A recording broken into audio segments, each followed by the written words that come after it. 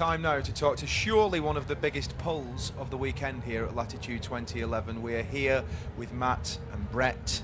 Remember the T's from Suede. Come on. Hello. Hello. Oh. Hello, boys. Lovely to see you. In matching jackets. Is Talk us through that. Yeah, we don't really have festival gear, to be honest. You know, every time it rains, there's about 3 things that we own that we can wear. That you can drag out. Sorry. You're not real festival folk then, so you've never been the type to get under canvas and in with the folk. I'm unapologetically kind of, you know, I've never been to a festival that I haven't played at before, which is kind of terrible. But Right. You're not a punter. He's then. honest. You're not you a know, punter. I was kind of, when I was a little boy, we went camping and I got nibbled by a goat.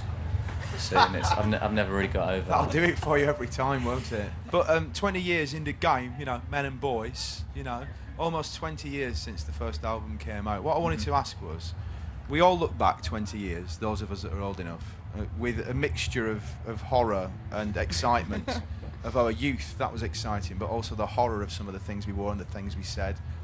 What kind of balance is it for you? You know, when you look back at the early interviews, you look back at the sort of sartorial influences, what kind of feelings do you get about that era?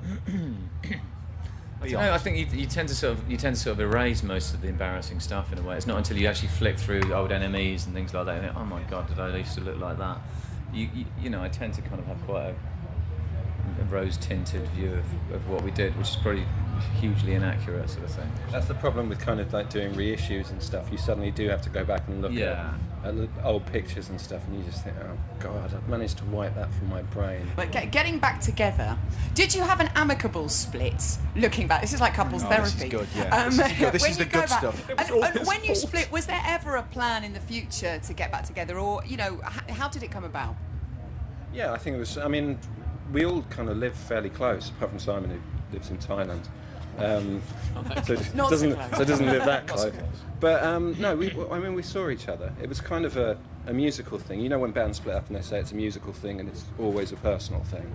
It actually was a musical thing. You know, we made a record that we weren't really proud of, and I think we just felt we were going through the motions, which is a dreadful thing to do.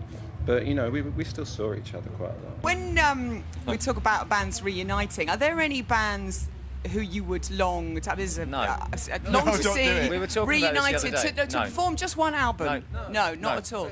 Talking Heads remain in light for me. I would love to see that. That's quite a good The call. weird thing is, we were saying, are there any bands that haven't reformed? Yeah.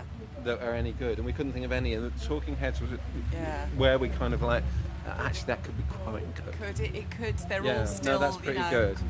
But then there is a cheapening sometimes, isn't there? Because I mean, it's like when the Pixies came back 6 or 7 years ago, and I went to watch them a couple of times and was just inexplicably excited by that. But then the longer they stay, and the more used to you get to them being around, you start going, oh, it's Pixies again. And they've not released a new album, and so I'm not that that's bothered. exactly it. I think you have to.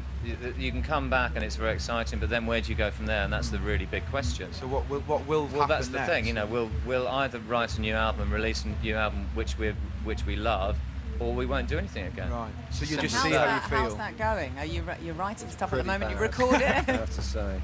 Pretty awful so Really? far. Yeah. No, it's been good. It's been good. You know, it's really, really early days. We're literally at the kind of like sending demos to each other and sending them back. But yeah, it's some interesting stuff. I get really concerned when any band are starting a new album that they're going to sound like Lady Gaga when they come back. I always panic about it because everybody else has done it. You know, take that, you just sound like Lady Gaga now. You're not. I'm just clearing it up now. You're not going to start. You're not going to get influenced by Lady Gaga. Well, we were, but now I realise we might not get played on 6 music breakfast shows. I mean, we thought that was a really clever idea.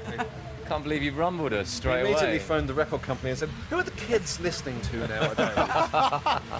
It's terrible though. There is a hegemony of Gaga, isn't there? Like something to do with that production sound, that dirty robot sex sound that she's got. It's absolutely all over. I can promise it won't sound a lot like Lady Gaga. Thank you. Thank God for that. Thank you. Could you just sign there and let us know that is a fact. Thank you so much for taking time in the rain to come in your matching jackets.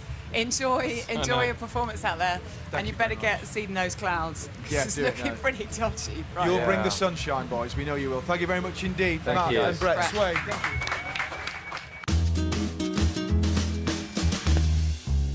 Good to see see the boys. Really lovely boys, Yeah, actually. very You forget nice. how Very nice. they Men. are. They're not even boys They're anymore. not They are boys. proper Boys to Men. fighting Great men. band, but not as good a band as Suede, who are literally now live on the Obelisk stage, live and loud. This is a very exciting moment, the apotheosis of Latitude 2011. Let's go to the stage now and watch.